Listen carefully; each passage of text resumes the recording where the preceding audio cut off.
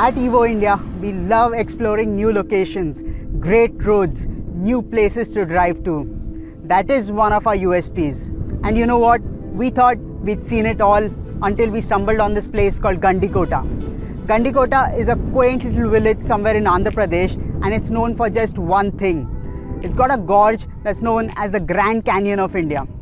We obviously had to explore this place, and that's why we're on a road trip. For the road trip, we needed a capable, rugged SUV, and we decided to take the Urban Cruiser. Time to get reacquainted to the Urban Cruiser and find out what this place has to offer. Just like every other drive, this drive starts in the city. This is a perfect place for a car like the Urban Cruiser.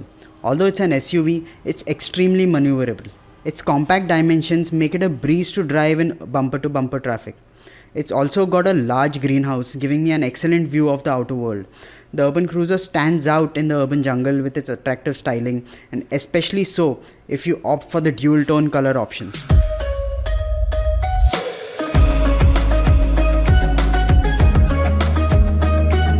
The road that we're taking to reach Gandikota is NH44, one of the country's longest highways that runs all the way from Srinagar to Kanyakumari.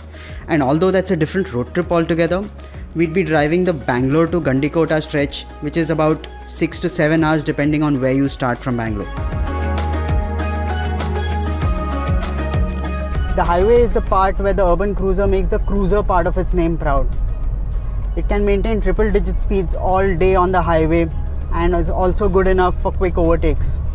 This car gets the 4-speed torque converter automatic gearbox that makes it a breeze to drive in the city. As far as interiors go, it's got more than enough space for 4 adults to sit in comfort on a long road trip.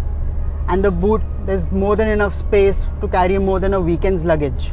The suspension setup on this car is just perfect for Indian road conditions. It handles potholes with ease, and it also handles road undulations with a lot of poise. Also, when you're driving up a trail when the going gets rough, the Urban Cruiser will handle that with ease too. It's got about 200 mm of ground clearance. That's more than enough to handle these trails.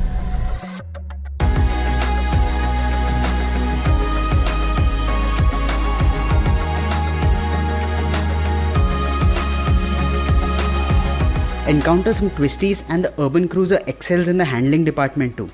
It has sharp and responsive steering, and combined with the 1.5 litre petrol engine, it's a hoot to drive. The engine is a gem in every sense. Firstly, it's so refined. When you get into the car and fire it up, you don't even realize that the engine is on, and honestly, that happened to me a couple of times. I tried starting the car even though it was already on. That tells you how quiet the engine is, and even at cruising speeds, there's barely any noise coming from it. And secondly, it also delivers great fuel economy. 18 to 20 kmpl is easily achievable. That's an added bonus, right?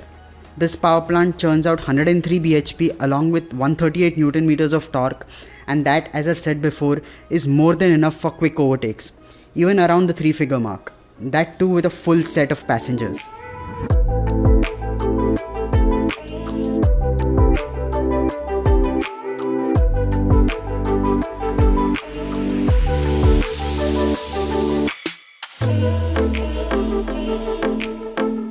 I've never seen something so spectacular in a very long time. It's absolutely breathtaking. We've made it from Bangalore to Gandikota, which is about 6 to 7 hours depending on where you start from Bangalore, and you reach such a beautiful view. This is the Grand Canyon of India. That beautiful gorge behind me is formed by the Penna River, and it's absolutely breathtaking. I know not many people might know about this place, but now that you do, you better come here.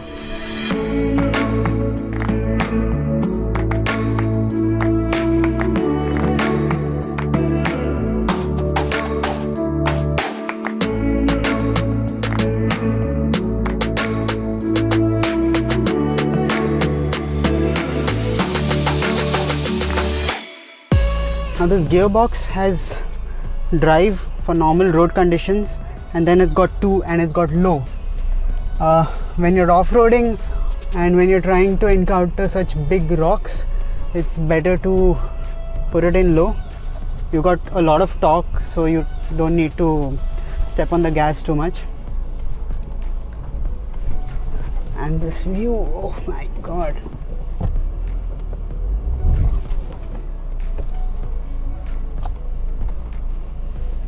Wow.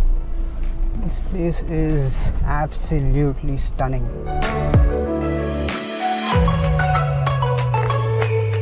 The Penna River runs all the way to the east coast and empties itself in the Bay of Bengal near Nellore. The landscape here at the onset of monsoon is already spectacular. With a few showers in, imagine how this place will get transformed. And the roads here, since the location is so far away from major cities, the highway is wide and empty. Even on the tourism front, there are few other things to see, so it isn't as crowded.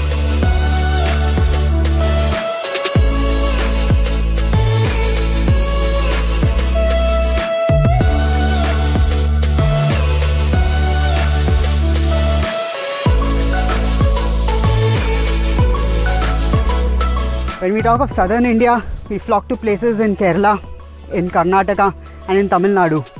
But Andhra Pradesh has some spectacular places too, just like this one.